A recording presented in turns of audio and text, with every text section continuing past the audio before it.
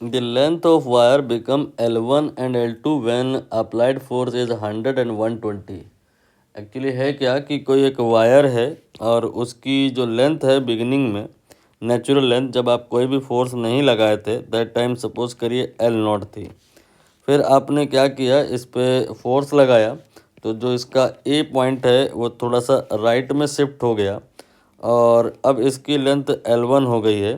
ये तब हुआ जब आपने फोर्स F1 या सपोज 100 न्यूटन लगाया और फिर आपने यही ए से कंसीडर करो, फोर्स लगाया 120, तो अब ज़्यादा एलोंगेशन हो जाएगा और लेंथ इसकी जो है L2 हो गई है।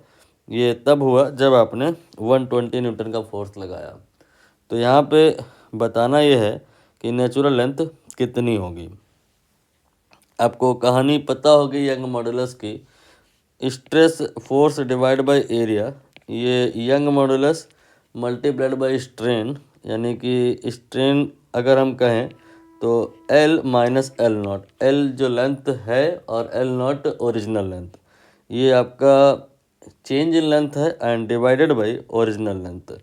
तो डिवाइड बाय ओरिजिनल लेंथ कर दिया जो मैंने, तो ये वाला जो टर्म है ये स्ट्रेन को रिप्रेजेंट कर रहा है और ये स्ट्रेस को रिप्रेजेंट कर रहा है और ये यंग मॉडुलस, ये मटेरियल प्रॉपर्टी है, नॉट गोइंग टू चेंज।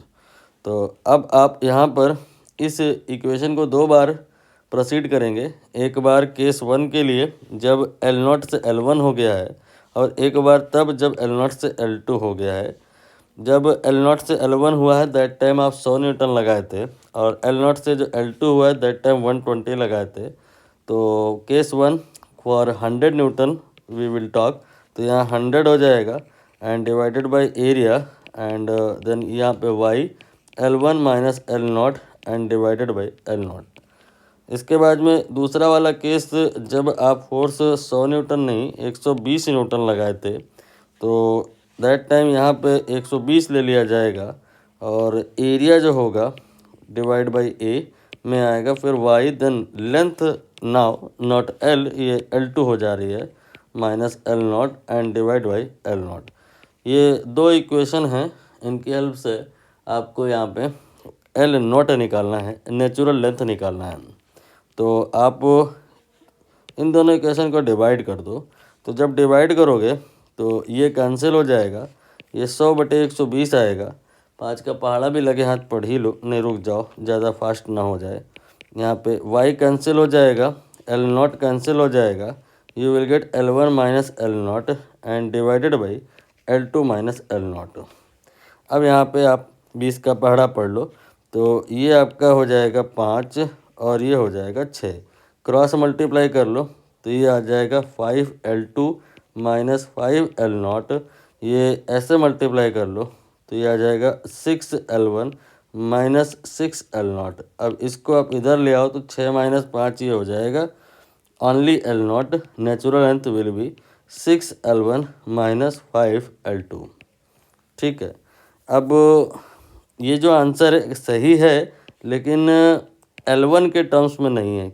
मतलब क्या है, एक बार देखो कि जो इन्होंने कहा है नेचुरल लेंथ वो 1/x देन L1, तो इसमें तो L2 भी आ रहा है, मतलब हमें इसे चेंज करना होगा और यहाँ पर L2 को L1 के टर्म्स में ही लिखना होगा। इसके लिए यहाँ पे ये बात दी है कि जो 10L2 है वो आपका 11L1 के बराबर है, तो L2 की जगह पे 11/10 L1 रख सकते हो आप।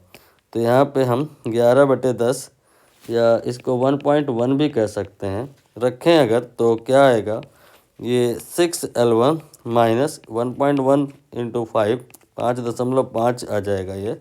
और अब 6 में से 5.5 जो घटाओगे तो ये ओनली 0.5 आएगा। ये L0 का वैल्यू आ गया है और इसे आप चाहो तो L0/2 भी लिख सकते हो। अब आप कंपेयर कर सकते हो तो समझ आ जाएगा कि जो x होगा उसकी वैल्यू 2 होगी। यही इस क्वेश्चन का आंसर है।